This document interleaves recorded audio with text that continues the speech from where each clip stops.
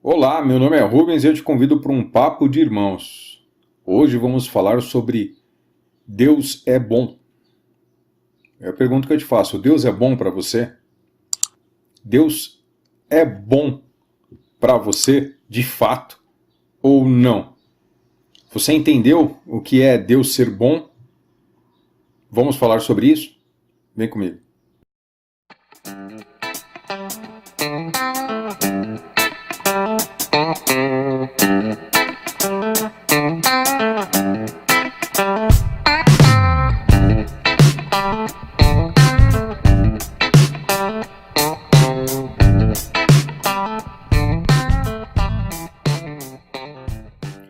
É muito comum a gente ouvir falar que Deus é bom, e com certeza ele é. Mas, para a maioria das pessoas, por que Deus é bom? Porque ele de fato é bom ou porque atendem à vontade dela? Será que se Deus deixasse de fazer a vontade daquela pessoa que diz que ele é bom, ele continuaria sendo bom? A concepção de bondade de Deus na cabeça das pessoas hoje está muito confusa. A ideia de Deus ser bom, quando alguém fala para outra pessoa, olha, Deus é bom, é porque ela está tentando dizer o seguinte: fique tranquila que este Deus, essa divindade, vai fazer a sua vontade. Aquilo que você tanto quer, aquilo que você tanto deseja, ele vai fazer, porque ele é bom. Mas não é isso que a Escritura ensina. Deus é bom porque só nele habita a justiça. O que é bom ou mal é decidido pela mente dele, ninguém aconselha ele, como disse o profeta. É ele que definiu na eternidade o que é bom e o que não é bom. Ninguém disse para ele isso. Onde eu quero chegar é o seguinte: de fato, Deus só vai ser bom para você se você estiver do lado dele, porque se você não estiver do lado dele, se você estiver contra ele, ele não é bom para você.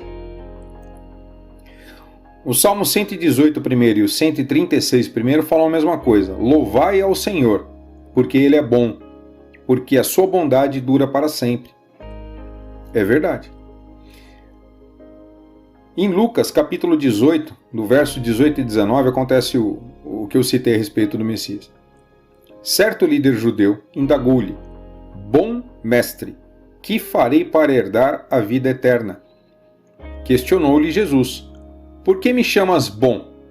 Ninguém é bom, senão um, que é Deus. O que ele está dizendo para aquele líder religioso que veio falar com ele? Porque o líder achou que nele ia encontrar as respostas. O que ele está dizendo? Não. As respostas do que é bom ou não, quem dá é Deus. Em 1 Pedro, capítulo 2, do verso 1 e 3, diz o seguinte: Portanto, livrando-vos de toda malignidade, de todo engano, hipocrisia, inveja e toda espécie de maledicência, desejai o puro leite racional. Em algumas traduções diz leite espiritual, mas a palavra em grego ali é logikos, ou seja, para a razão, para a mente, para o raciocínio. Desejai o puro leite racional, como crianças recém-nascidas, a fim de crescerdes, por intermédio deste alimento para a salvação. Se é que já provastes que o Senhor é bom. Então o que Pedro está falando para a igreja? Olha, deseja a palavra de Deus como uma criança que precisa se alimentar daquilo para crescer. Mas não aceite o falsificado, não aceite o adulterado. Exija, perceba se é puro e aceite só o puro. Por meio desse leite puro, você vai crescendo. Se é que você já provou que Deus é bom. Aí a pergunta fica: você já provou que Deus é bom? Você já entendeu que Deus é bom? Você já percebeu que Deus é bom? Eu estava conversando com um amigo, um grande amigo, aliás. Espero que ele veja esse vídeo. E ele me disse: olha, Rubens, eu passei por uma prova esses dias, né? Veio alguém na minha casa me oferecer a instalação de uma TV a cabo pirata, ilegal. E eu não aceitei, porque é errado. Eu não queria desagradar a Deus. Mas foi uma tentação, uma prova para mim. Inclusive a minha esposa até disse que eu fui bobo de não aceitar ou coisa parecida. Veja que quem que está sendo adversário dele naquele momento? Ele ficou triste, ele falou para mim, ele até revelou, ele foi muito sincero. A verdade é essa, eu não estou usando esse vídeo para repreender ele, nem vou citar quem é, ele sabe. Mas ele foi muito sincero, foi justo o que ele fez, foi correto, ele não pecou, ele não fez nada de errado. Mas o coração dele ficou entristecido Ele ficou chateado porque ele estava obedecendo a Deus. Olha que coisa. Deus ali para ele foi um problema. Ele tinha uma vontade a atender, né? Que era ter os canais a cabo livres gratuitamente. Mas aí a consciência dele doeu em relação a Deus. E ele atendeu à vontade de Deus e ficou triste por isso. Ele ficou contente por estar fazendo a vontade de Deus, claro, óbvio. Ele estava tendo uma atitude de justiça. Mas ele ficou triste porque teve que atender a Deus. Se Deus dissesse pode fazer, ele faria. O problema é que, nesse ponto de vista, Deus não estava sendo exatamente bom para ele. Porque Deus estava dizendo para ele, não faça. Isso não era bom para ele naquele momento. Um outro exemplo que eu dou. Imagina uma criança humilde, de fato, uma criança obediente ao seu pai. Ele está brincando na rua e o pai já tinha dado a ordem para ele. Olha, antes de anoitecer eu quero você em casa. Essa criança está entre os amiguinhos e começa a querer anoitecer e ele fala, eu vou para casa que meu pai falou para eu estar em casa antes de anoitecer.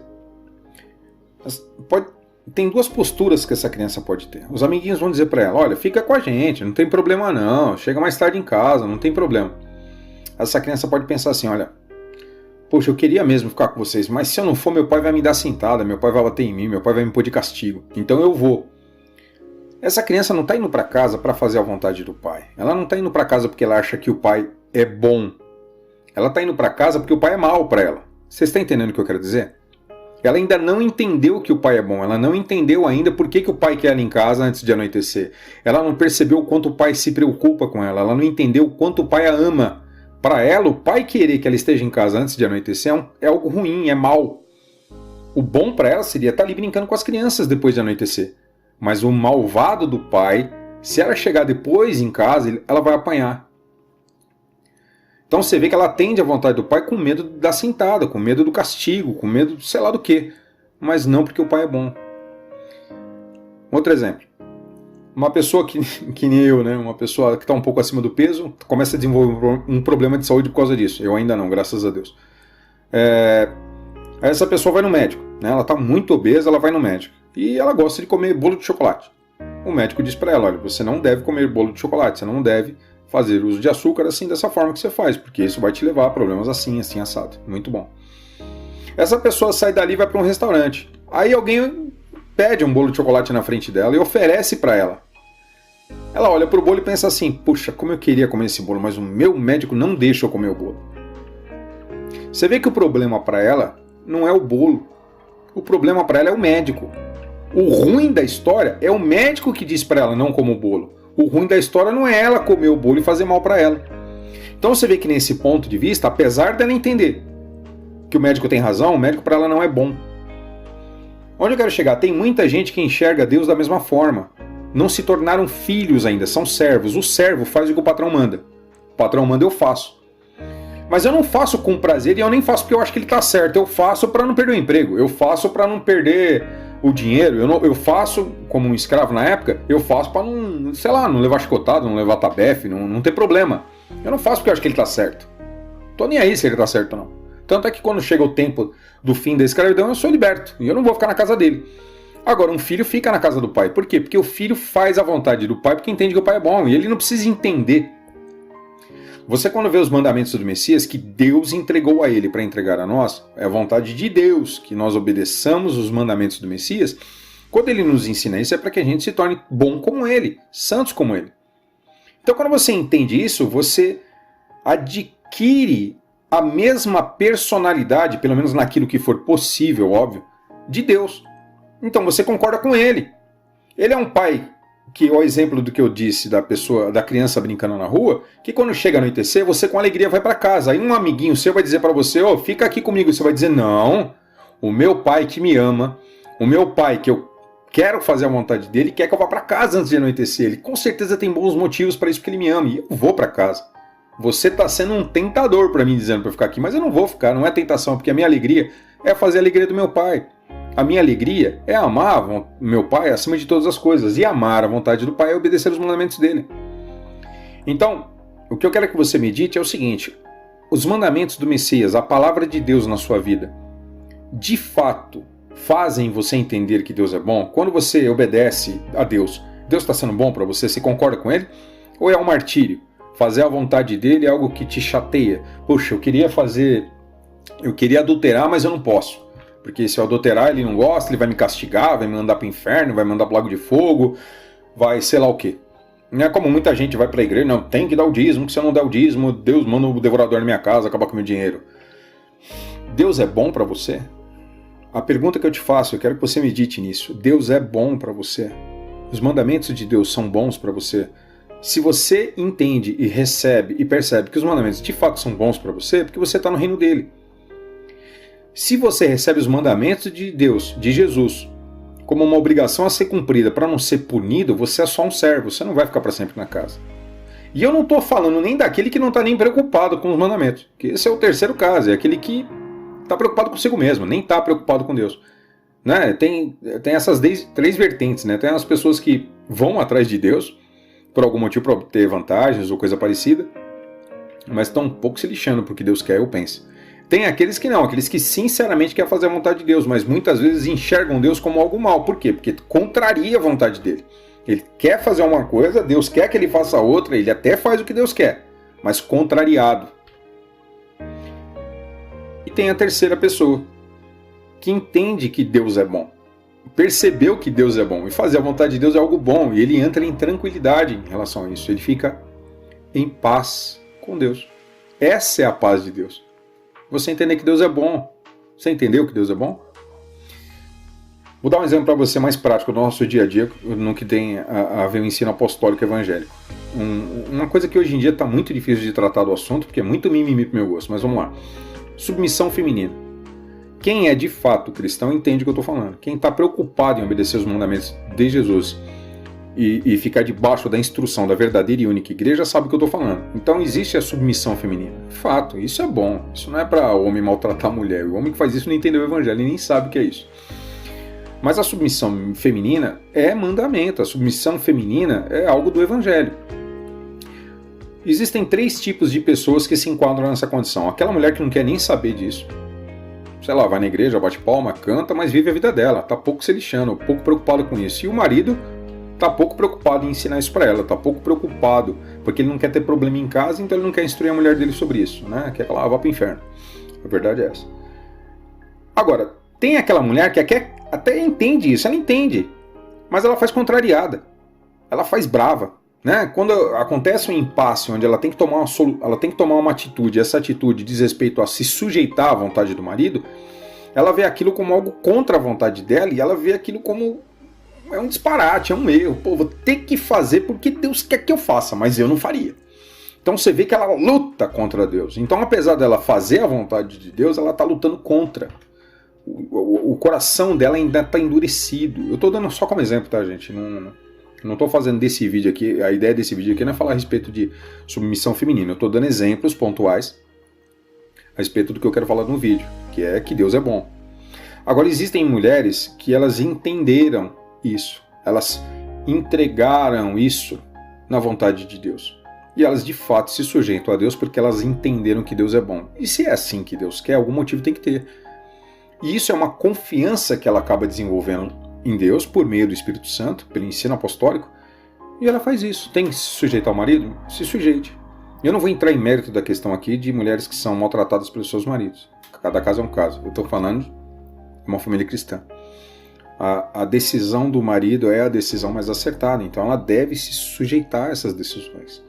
Quando ela faz isso de bom grado, quando ela acredita e confia em Deus que esse é o certo a ser feito, ela se sujeita ao seu marido com alegria.